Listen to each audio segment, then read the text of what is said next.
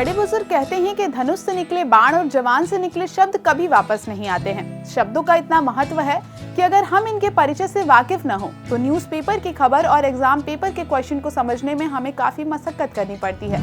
आज का ये एपिसोड दर्शकों द्वारा कमेंट में भेजे ऐसे ही कठिन शब्दों पर आधारित है। अब बिना देरी किए मैं जूही शुरू करती हूँ आज का अपना ये एपिसोड। आज का पहला शब्द है रोहित सोलंकी की डिमांड पर गैस लाइटिंग। गैस लाइटिंग शब्द पैट्रिक हैमिल्टन के नाटक गैस लाइट के टाइटल से लिया गया था, जिसमें एक व्यक्ति अपनी पत्नी को ये विश्वास दिलाने का प्रयास करता है कि वो पागल हो रही है। आसान भाषा में कहें तो गैस लाइटिंग का मतलब है किसी दूसरे को अपने फायदे के लिए भरमाना।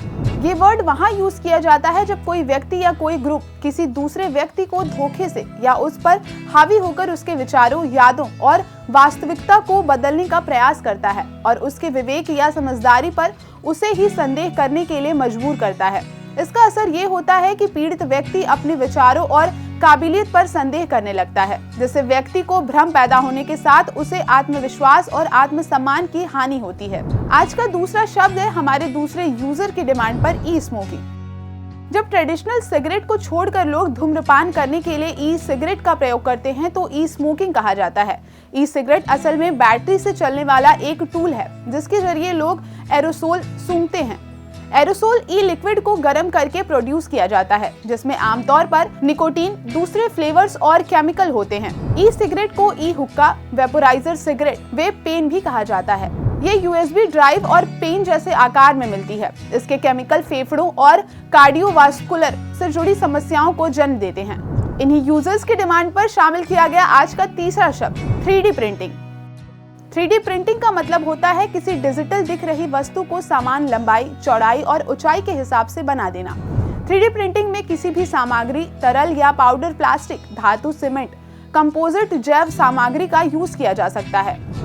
यानी जिस तरह की वस्तु बनाई जानी है उस तरह के मटेरियल 3D प्रिंट में डाले जाएंगे।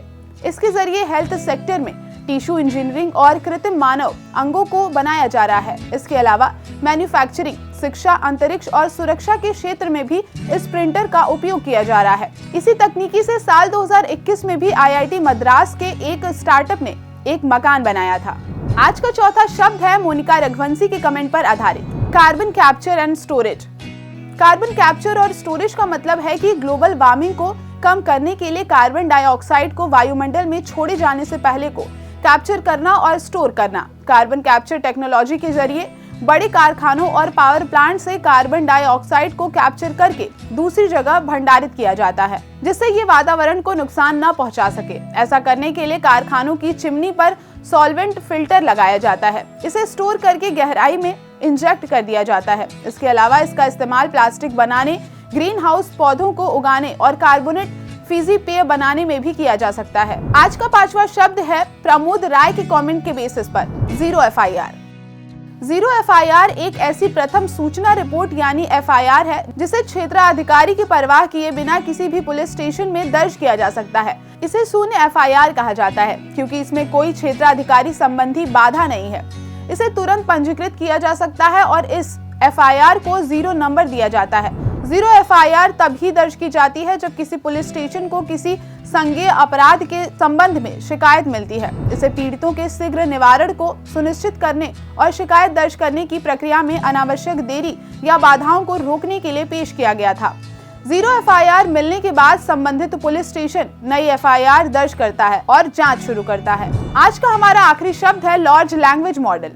अभी हाल ही में भारत के प्रधान वैज्ञानिक सलाहकार अजय सूद ने लार्ज लैंग्वेज मॉडल के विकास की जांच करने के लिए एक हाई पावर्ड कमिटी की स्थापना की घोषणा की है।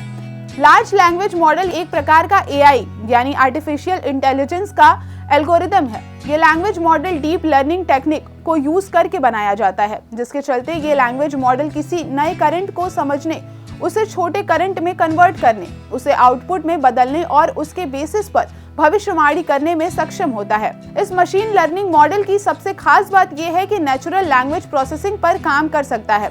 इसी के बेसिस पर पूछे गए टेक्स्ट को क्लासिफाई करता है और बातचीत की भी भाषा में उसे प्रोड्यूस करता है। इसके अलावा इस लैंग्वेज मॉडल के जरिए टेक्स्ट से इमेज क्रिएट की जा सकती है।